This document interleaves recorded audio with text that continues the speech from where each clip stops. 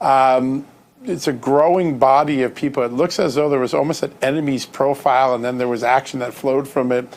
Give us the latest on the Bryan Malinowski case. He seems to fit one of those profiles of a Second Amendment advocate. Tell us what we should know. Well, and not a very vocal one. Bryan Malinowski was a professional. He was a well-respected director of the Little Rock Airport, which is unfortunately called the Bill and Hillary Clinton National Airport, but I call it the Little Rock Airport. He was very successful there, and he was a hobbyist. He collected coins, he collected firearms, and he went out occasionally on a Saturday and rented a table at local gun shows and bought and sold and traded coins and guns and other artifacts like a lot of people do at gun shows. He was laying in bed with his wife an hour before sunup on March 19, 2023, and they heard their front doors crash in. And he had no reason to know he was under investigation, no reason to know that anybody thought he'd done anything wrong. And he got out of bed and grabbed a pistol to defend his wife, took a shot at the intruders, and they blew his brains out. They were the ATF. They'd come with an entire SWAT team to raid his home and search and execute a search warrant as if he was some kind of a cartel kingpin. And yes, that would never happen in any Republican administration during my lifetime, because they were trying to basically attack with something they didn't like politically. The fact that some people, hobbyists, are allowed to go to gun shows and buy and sell guns without doing a bunch of paperwork. That's what Bryan was doing. But if I could just out in front of God and Bryan everybody. Malinowski had been asked to surrender, would he have surrendered peacefully instead of having to raid his home?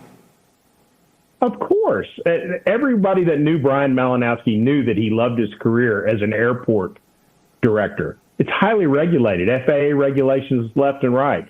If anybody had suggested to him that anything he was doing in his spare time on a Saturday afternoon was going to jeopardize his career, he would have backed off. And in fact, the ATF in other situations where they're concerned about somebody's hobbyist activity at a gun show has sent cease and desist letters. And that would have been the appropriate thing in his case. Yeah. But ideally, at any organization, you want folks to be equal parts patriot and equal parts leader. When the ATF came forward after this and you had conversations with them, did they express any leadership when it came to finding the truth about it? Any remorse as far as what had taken place? Anything at all?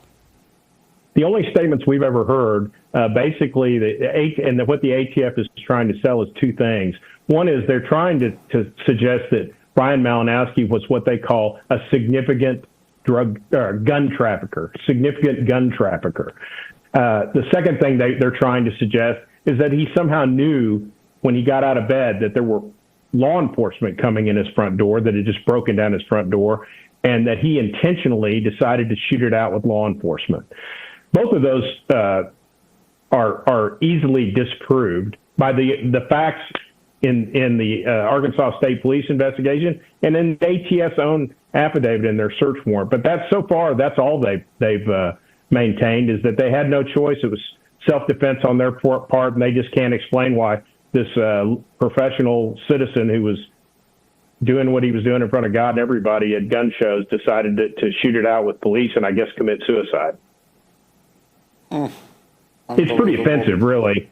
It's pretty offensive that they would suggest that, and I think it's been over a year and a half, and I think it's time for the leadership at DOJ to independently look at this and not allow ATF to try to sell that story for another day.